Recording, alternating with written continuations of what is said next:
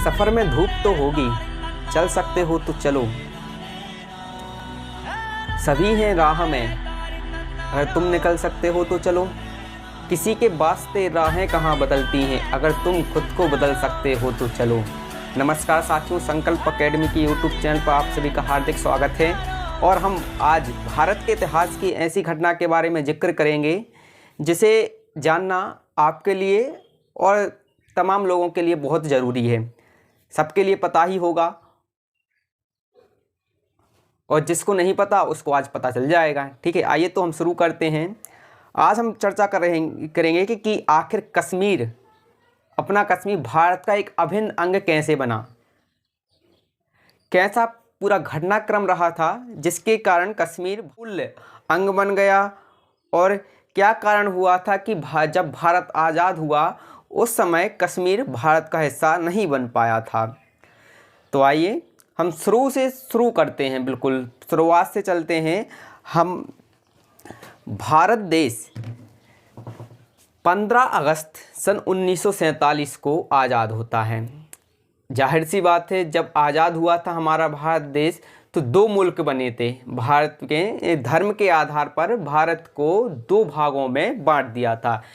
एक हिस्सा बना था पाकिस्तान और दूसरा बना था हिंदुस्तान।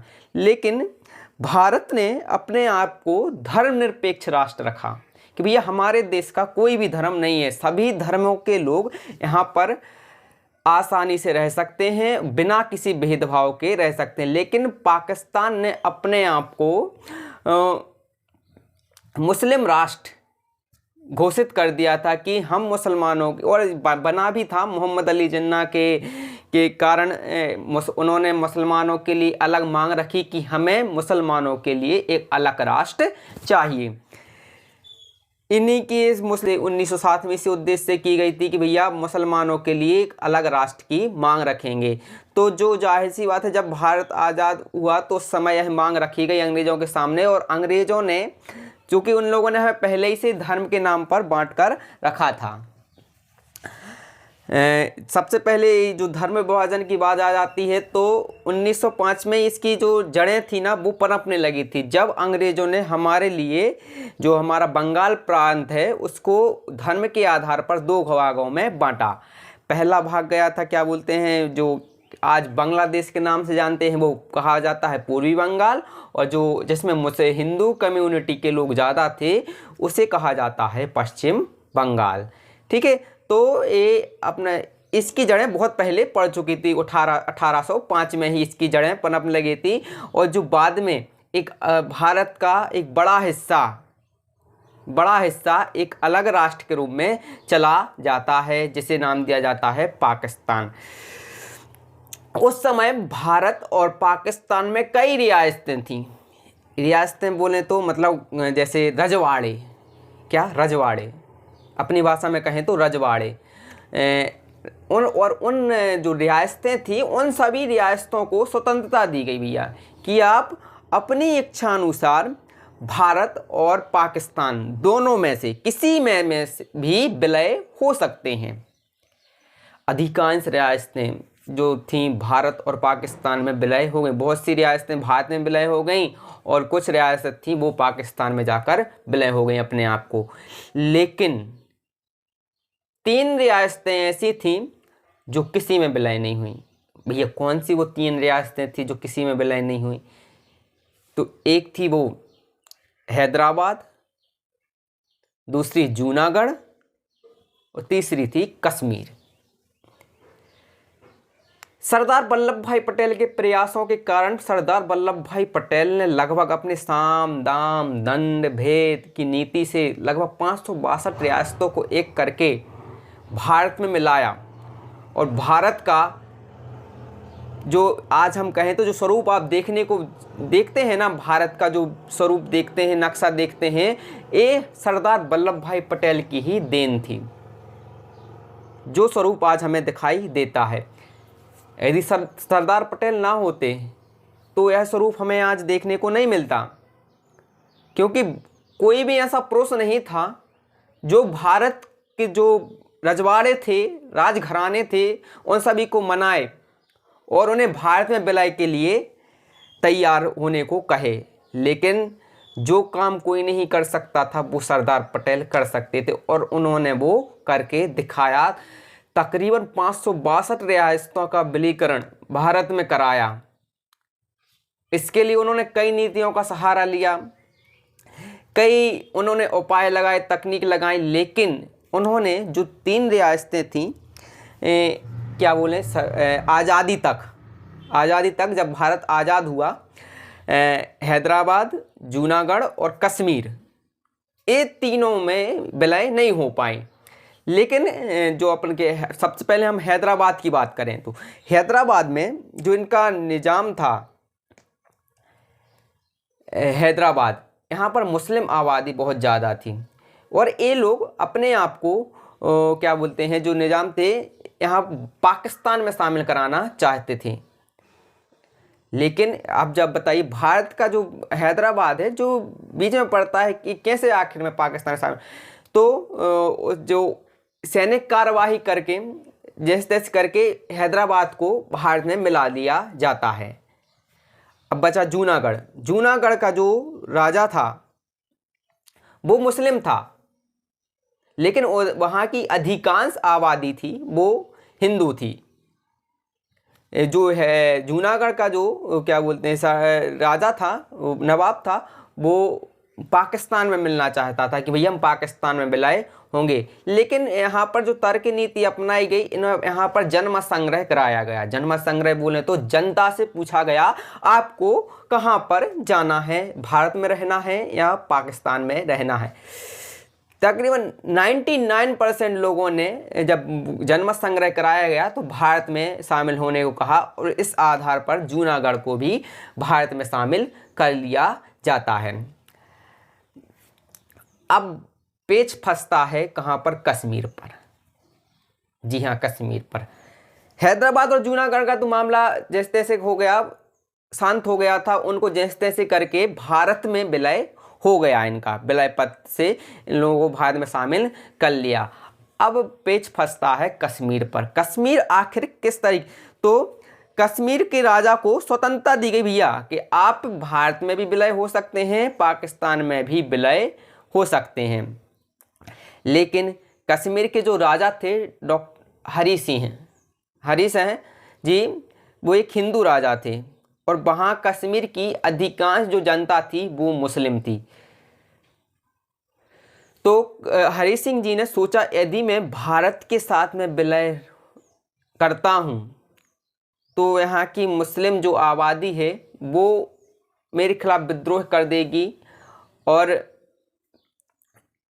ये हो नहीं पाएगा। तो इसलिए उन्होंने भारत से विलय करने को मना किया कि भैया हम भारत में विलय। अब उन्होंने सोचा यदि हम पाकिस्तान में विलय होंगे तो जो हमारी हिंदू आबादी है वो नाराज हो जाएगी। तो उन्होंने कहा कि ना तो उस समय उन्होंने तटस्थ स्थिति बनाए रखी कि हम ना तो हम भारत में विलय होंगे और ना ही पाकिस्तान में विलय होंगे। उन्होंने इस स्थिति को कायम रखा और उन्होंने कहा हम स्वतंत्र रहेंगे, स्वतंत्र प्रांत के रूप में हम कार्य करेंगे। लेकिन पाकिस्तान के जो मंसूबे थे, इरादे थे, वो शुरुआत से ही सही नहीं थे। उनकी नज़र, जो कहते हैं ना कुत्ते की नज़र उस मांस के टुकड़े पर होती है, ऐसे ही पाकिस्तान की जो नज़र थी वो हमेशा कश्मीर पर आंख बनाए हुए थे। आज़ादी के कुछ दिनों बाद ही 1947 में कश्मीर पर जो पाकिस्तान की जो नज़र बनी हुई थी, क्योंकि कश्मीर ने अपने आप को स्वतंत्र प्रांत रखा, भैया हम स्वतंत्र रहेंगे, लेकिन पाकिस्तान चाहता था कि कश्मीर को जैसे तैसे करके भारत में विलय किया जाए। स्थिति विकट थी। अब पाकिस्तान की जो वहाँ की सरकार है योजना बनाती है, या सरकार कहें जो तक उस समय, तो योजना बनाती है कि हम कश्मीर को जैसे तैसे करके भारत में विलय करेंगे। मतलब भारत में क्या बोलते हैं, पाकिस्तान, माफ़ कीजिए, पाकिस्तान में मिलाए। इसके लिए वो अपने फौज को कबालियों, मतलब जो कहते आतंक, उनका रूप देती है। मतलब ऐसे ट्रेन किया जाता है और कबालियों के साथ मिलकर कहते हैं अब हमें कश्मीर पर आक्रमण करेंगे, तो बहुत से कबाली और पाकिस्तानी सैनिक मिलकर कश्मीर की तरफ आक्रमण कर देते हैं। और जब इस बात का पता डॉक्टर हरि सिंह जी को चलता है, कश्मीर के जो राजा थे, हिंदू राजा थे, कि भैया कवालियों ने, पाकिस्तानी कवालियों ने कश्मीर पर आक्रमण कर दिया है, और कश्मीर पर आक्रमण करते करते वो पूरे क्षेत्र को कब्जा करते जा रहे थे। इस स्थिति में कश्मीर के जो राजा थे उन्होंने भारत के प्रधानमंत्री पंडित जवाहरलाल नेहरू से मदद मांगी कि पंडित जी आप हमारी सहायता कीजिए और हमें इन कवालियों और पाकिस्तानियों से बचाइए। तब उस समय नेहरू जी के शब्द थे कि आप एक स्वतंत्र राष्ट्र हैं और भारत कभी भी किसी राष्ट्र के आंतरिक मामलों में हस्तक्षेप नहीं करता है, और यदि हाँ आप कश्मीर को भारत में विलय करने की सहमति देते हैं और भारत में विलय करते हैं तो हम कश्मीर को भारत में विलय, कश्मीर को इन कवालियों से बचा लेंगे और कश्मीर की सुरक्षा करेंगे। डॉक्टर हरि सिंह जी थे कश्मीर के राजा, उनके सामने पेच फंस जाता है कि आखिर करें तो करें क्या, क्योंकि कश्मीर को इन पाकिस्तानी कवालियों, आतंकवादियों से बचाना भी था, क्योंकि ये लोग बहुत तबाही फैला रहे थे और जनता को मार रहे थे, कई तरह की हत्याएं, बलात्कार, बहुत से घिनौने कृत्य कर रहे थे और वहाँ की कश्मीर की ज़मीन को अपने कब्जे में लेते जा रहे थे। हरि सिंह जी ने सोचा कि भारत के सिवा कश्मीर की सहायता कोई नहीं कर सकता है। उन्होंने पंडित जवाहरलाल नेहरू, भारत के प्रधानमंत्री जी से कहा हम कश्मीर को भारत में विलय करने के लिए तैयार हैं। तभी वहाँ से विलय पत्र का जो क्या बोलते हैं पेपर, दस्तावेज आते हैं और कश्मीर उस पर क्या किए जाते हैं, राजा हरि सिंह जी के द्वारा उस विलय पत्र पर एक साइन कर दिए जाते हैं और कश्मीर को एक विशेष राज्य के रूप में धारा 370 के तहत विशेष राज्य का दर्जा देकर कश्मीर में शामिल कर लिया जाता है। और पंडित जवाहरलाल नेहरू कश्मीर की जो क्या बोलते हैं, कश्मीर में जो वहाँ की भारत की सेना है उसको पहुँचा देते हैं और भारत की सेना कुछ ही दिनों में इन कवालियों, पाकिस्तानियों से लड़कर इनको अपने देश पाकिस्तान वापस भेज देती है और कई कवाली पाकिस्तानी मारे जाते हैं। और कश्मीर को इस समय, इस स्थिति तक कश्मीर को भारत में शामिल कर लिया जाता है और कश्मीर भारत का एक अमूल्य हिस्सा बन जाता है। और धारा 370 के तहत कश्मीर राज्य को कई विशेष दर्जे दिए गए कि भैया कश्मीर का जो अपना है स्वतंत्र वो होगा, राष्ट्र ध्वज होगा, अपना ध्वज रख सकते हैं। कश्मीर में कोई भी अन्य बाहरी लोग, राज्य के लोग ज़मीन नहीं खरीद सकते हैं वगैरह वगैरह, और कश्मीर का अपना राष्ट्रगान होगा। और ऐसे करके कश्मीर को विशेष राज्य का दर्जा देकर कश्मीर को भारत में शामिल कर लिया जाता है। और धारा 300 और आगे चलकर इसी धारा 370 को प्रधानमंत्री नरेंद्र मोदी जी के द्वारा संविधान में संशोधन करके इस धारा 370 को पूरी तरीके से समाप्त कर दिया जाता है और यहाँ पर भारत का जो विशेष राज्य का दर्जा भी कश्मीर को समाप्त कर दिया जाता है। और अभी कश्मीर भारत का एक अमूल्य और अभिन्न क्या बोलते हैं, अमूल्य और अभिन्न अंग बना हुआ है। उम्मीद करते हैं यह कश्मीर की जो कहानी है, कश्मीर कैसे भारत का हिस्सा बना है, आप लोगों को अच्छे समझ में आई होगी।